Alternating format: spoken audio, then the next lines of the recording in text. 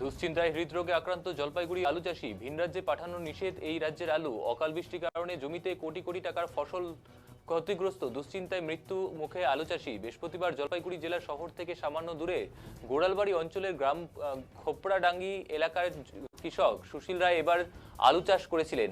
এদিকে রাজ্য সরকারের আদেশে ভিন রাজ্যে পাঠানো নিষেধ রাজ্যে উৎপাদিত আলু, যে কারণে এবছর কার্যত অর্থই জলে পড়েছে পশ্চিমবঙ্গের আলু চাষীদের।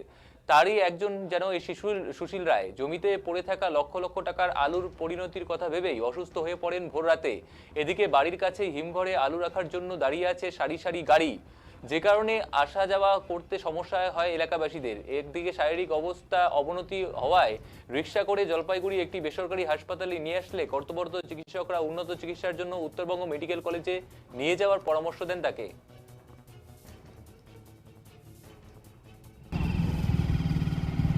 আমার নাম অরূপ দে।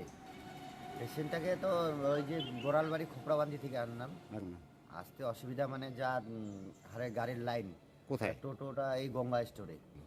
আলু রাস্তা এক সাইড মানে একটু জায়গা কোনোখানে জায়গা যাওয়ার মতো নেই। আলুর বস্তায় লেগে যাচ্ছে, স্ট্রোক করছে। এ কি আলু চাষি? আলু চাষি, আলুর দাম নাই ওই টেনশনে। 50-51 বছর বয়স হবে।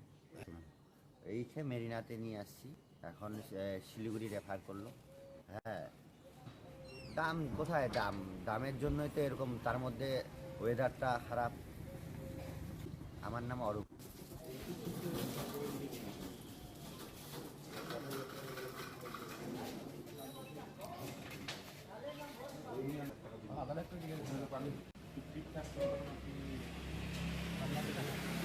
ছোট